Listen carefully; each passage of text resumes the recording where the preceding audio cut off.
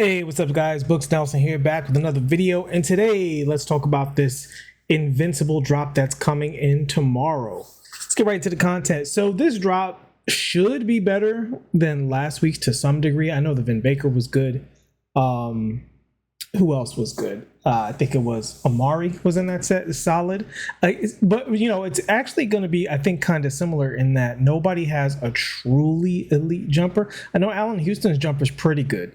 Sean Marion has the weird upper. If you're used to it, Sean Marion's a really, really good card. If you're not used to it, then, you know, he's not a good card. The question I have with Sean Marion is, like, at this point in the game, who does he play over in your lineup, right? Like, because at the 2 guard, you know what, go back to the same thing. I hate to sound like a broken record, but Clay and Ricky Davis are free, right? And Dr. J was in those, for a lot of people anyway, not for everybody, but for a lot of people, Dr. J popped out in the season pass. So it's like, what's, you know, who does he play? Does he play over those people? Like, is his release good enough to play over those people? Because, so, something to talk about real quick. There was a little jump shot conversation going on with different cards.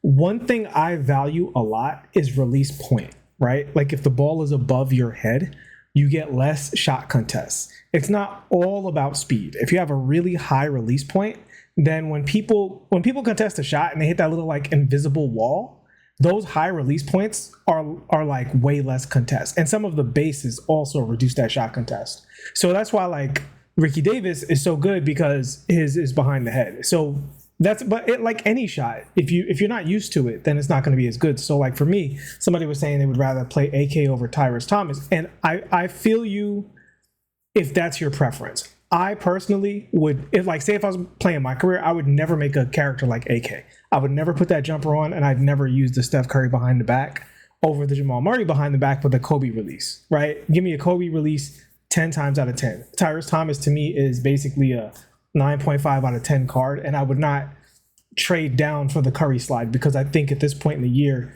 the badges and stats are so high that you're not seeing a truly remarkable difference from pure stats alone. That's just my opinion. If you prefer that shot, that's up to you. But that being said, this collection, I think, is going to see some more of that, because we don't really have anybody that's, like, at least, you know, from the look of it, truly elite. Like, if Allen Houston could play point guard, that would be something to talk about. But we're about to get a free Brandon Roy, right? Brandon Roy completely free playing the point guard.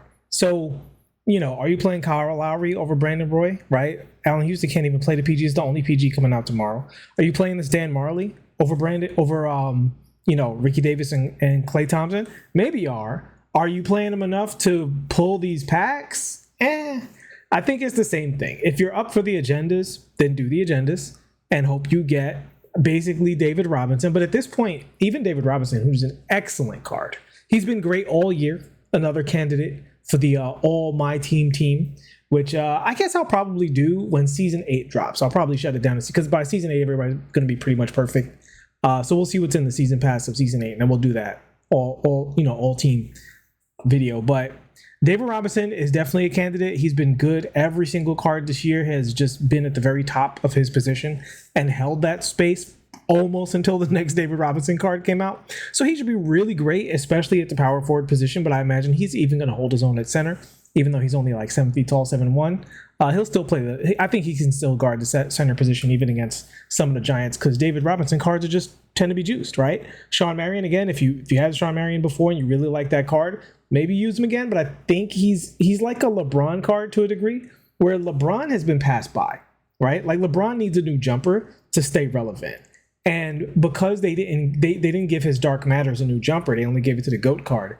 Essentially, LeBron James is like, okay, he's really good at most things, but there's a lot of cards with a better release than his, especially the way it loads up off of the catch, you know, and off of, like, the behind the back. It's just really, really slow. So compared to the rest of the cards in the game. Allen Houston should be fun. As a Knicks fan, I'm really excited about Allen Houston. There's no way for me to get him except for an option pack, so that's not happening. I'm not giving them 200,000 VC for Allen Houston. But if there was a way to get Allen Houston, I'd be really excited about it. And if I do this agenda and he pops out of the pack, I'll be happy just to have an Allen Houston card as a Knicks fan. Christian Laettner should be pretty solid. I think he was really solid before. His jumper was not great, though. Now that I'm thinking about it, his jumper was actually really terrible. So I'll take that back. Christian Laettner will be hot garbage if his jumper is not totally fixed. Now, usually one of these cards gets a massive jumper overhaul. If it's Leitner, then you're in business. Kyle Lowry, super tiny point guard, keep it moving. And Dan Marley, Thunder Dan, he should, I mean, another one, the solid shooting guard. Again, if he pops out of that pack for you, hopefully he has a good jumper. I hope he's not the one that gets the jumper treatment. I really, really hope it's Christian Leitner, because the first three cards don't need a new jumper. I think they're all fine. Like, yeah, I complained about Marion, but like I said, a lot of people got used to it. So I think if you're used to it, then he's good for you. But I think this Leitner, if he got a really nice release, he would be a really, really nice power forward, because everything else about the card was pretty good, as far as I remember. So if he gets updated, he'll be pretty good. But as it is right now, before tomorrow morning, before we really break this down, David Robinson is going to be the gem. And if any of you crazy guys are out there giving 2K 200,000 VC in late July, no judgment, then you're probably going to be looking at David Robinson. But let's wait until tomorrow morning before we make our final decision on that. But that's it. Another Invincible collection come tomorrow. You know my stance on this. I think this was originally a free set that they adjusted to be a extremely low odds pullable set. Maybe they overestimated what the Invincible glow and the big names would mean, but I have not seen a whole bunch of these cards in the wild, so I don't think it has caught on the way they thought it would, and I think the pack odds are just way too low for people to invest in. So it just comes down to, what do you get out of the option pack? I mean, out of the free pack, and are you willing to invest in the option pack? My thinking on that, and I'll just say this last thing before we shut it down, is that amount of VC, I would hold on to it, because as we get towards the end of the season, they're going to have to up the ante. And as they up the ante, we're going to see, I think, a lot of these better cards come out. In fact, I think we're already seeing that, right? We have Manute Bol in, packs. I mean, on the player market. We had Amani Bates, who's a very good card on the player market. Even that Bradley Beal, like that's a good small point guard, like a really good small point guard. I actually really like that Bradley Beal card. As far as small point guards go, I think he can cook. You had Tyrus Thomas in the collection. You had Sean Bradley. Some people don't like Sean Bradley. I think Sean Bradley's really good. I've seen, and that's just not from my own usage, which he's performed well for me in every aspect of the game, but it's also watching other people. I've seen other people absolutely cook with that Sean Bradley. I think he's a good giant. I think it was that Gamer Dad who brought this up. Shout out to him. The main thing about Bradley is if you play off-ball defense, he'll get cooked. Okay, yeah, fair point. I didn't even notice it because I don't play off-ball defense like that. I don't just leave cards out to, do the job. I will obviously switch if I see some shenanigans going on with somebody running a play or somebody trying to backdoor cut. I'll take care of it. But if somebody's trying to sauce up with a card and trying to run a mismatch, I'll just play defense with Sean Bradley. And he's so tall.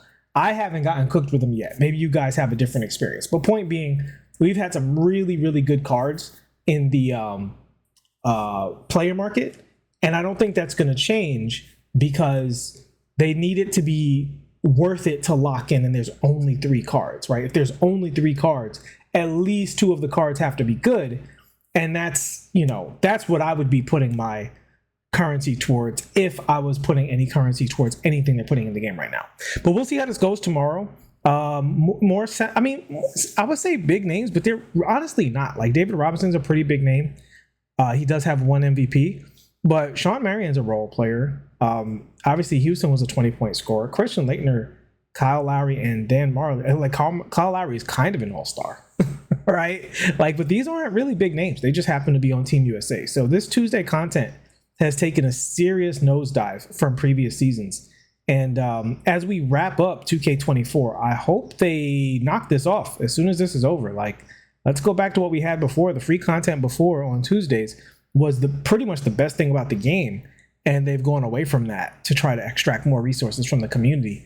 And I don't think it's going particularly well because this was just too late in the year for this to be an effective decision. I think if they did this like in March, it might have been much, much more exciting. And people would have pulled a lot of packs for these kinds of cards. But at this point in the year, quite frankly, these cards are too small and their animations are too bad to compete with the cards that people really want. Which are obviously the GOAT cards, some of the 100 overalls, and those dark matters that have the absolutely juice SIGs that can compete with any card above them because they already have almost 99 overall stats anyway. But all right, that's it for me, guys. We'll see how this goes tomorrow. I'll see y'all bright and early tomorrow unless something else happens. And let's see what 2K's got in store. Let's see if they upgraded anybody. Let's see who got the juice. Until then, I'll see you all in the next one. Peace.